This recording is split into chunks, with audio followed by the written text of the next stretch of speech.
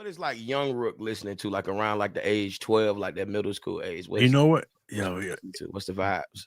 that's a good question, bro. Because I was actually thinking about that the other day, man. Because my dad, he's a musician, right? So he would expose me to a lot of stuff early on that most kids probably wouldn't listen to. A lot of jazz stuff, a lot of Afro Cuban stuff. Um, and also I'll just kind of listen to stuff on my own, like Sting and Earth, Wind and Fire and James Yeah, Brown and stuff like that. yeah, Um, so I was all over the place when it came to music, but those specifically, like I said, Earth, Wind and Fire for sure, James Brown, Curtis Mayfield, Sting, Beatles, you know what I mean, and just I was all over the place. But of course, listening to hip hop, but I just loved everything. yeah. That's similar to me. I think like because my parents are a little older, so like having older parents like put me on it, like the Isley Brothers, like the Hmm. Babyface, like the Earth, Wind and Fire, the Freddie Yeah, Jackson, like that stuff really helps build like your music, your foundation or what have you. Like you don't be for sure. you not as a kid you're not noticing what's going on, but you actually listening to like what real records sound like, what real instrumentation, what songwriting means, all that good stuff. And Yeah, and when I was younger, man, especially in high school, I would listen. Of course, I'm listening to rap music, but then I'll listen to stuff like like I said, Earth, Wind and Fire. I'm listening to just a lot of different type of records. I'm like, why can't the rap records sound like these big records, hmm like Whitney Houston or even Toto or just anything that's like super musical. And like hmm I know hip hop music has it in them, but it just hasn't reached it there. So that was kind of like one of my missions. It was like that. We gotta figure that out. We gotta figure out how to get the musicality to that level, but still keep it street, yeah, still keep the essence. yeah, Because sometimes people overdo it, and then it starts sounding like R&B or starts sounding like gospel. No disrespect to gospel or any other genre. It's mhm, just there's like hip hop it has to be. It gotta have the gutter. It gotta have the street to it. It gotta have edge to it. You mhm. know. So there was a fine line just balancing that shit. You know. I think I know what it was though. I think what you were looking for was probably like, like with real, like how you say you was listening to jazz music and all that good stuff, Hmm. and real R&B. It was musical change instead of textural change.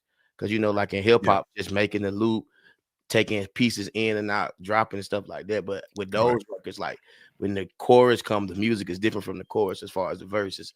Then you Yeah. gotta have bridges and modulate and all Yeah. that good And stuff. not only that, it was the sonic quality of things. Hmm You know what I mean? I don't think until maybe Dr. Dre, we didn't really get a sonic quality that was tantamount to everything else that was going on outside of hip hop.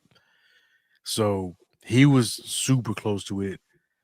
And I just wanted to come from a different perspective. Organized noise, they perfected that sound, that big sound.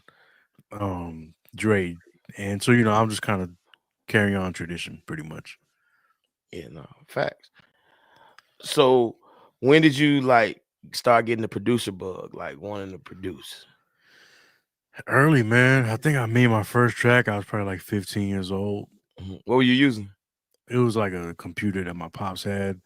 And it Okay. was like, it wasn't even like a beat machine or nothing. It was a computer program that my pop's friend, Kenny Walker, who plays bass, he kind of showed me how to put a CD into the computer hmm and then extrapolate the sound from a CD and put it in a program. And you can see the wave.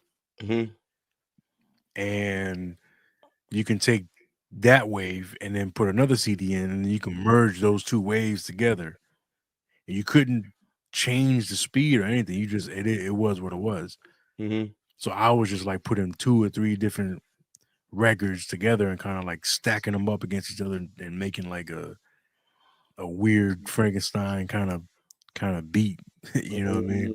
Mhm, mhm, So that's really you know, that was the bug. I was like, oh, boy, you can do this, and you can do that, and then after a while, um, everybody goes through samplers, MPC or ASR10 and stuff like that.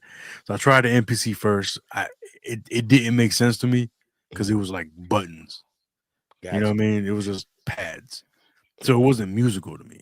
You know what I mean? I didn't understand it. It was a great machine. I just didn't understand it.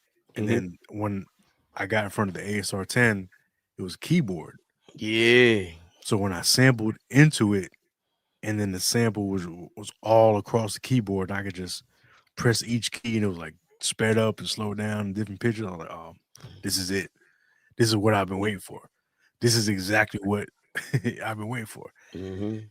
So yeah, so like I said, 15 early on, and that's the maybe it was like man, what I forgot what it was called. It was like Windows Entertainment Center or something like that. Okay. Back in the 90s, bro. You know what I mean? Like it's called Windows Entertainment Center, I believe, Gotcha. where you just pop in a CD and just Do the blend and the wave. yeah, yeah. Okay. So so you say you got on the ASR. How old were you when you was on the ASR 10? Probably like it's probably like 80. So about 3 years later, I was on there. So probably about 18 years old. Okay. Um, I was on the ASR 10, and I just ran with it, bro.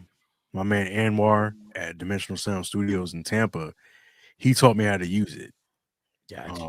So we just because we would rent out, me and my boy Esther would rent out studio time over there, and he had the ASR 10. Nobody's making us beats. So I was Mhm. like, all right, so I'm gonna just learn. He just taught me how to use it real quick, and I just ran with it, bro. I was like, let's go. I was just learning and learning and learning. Mhm. I know I still learn all the time.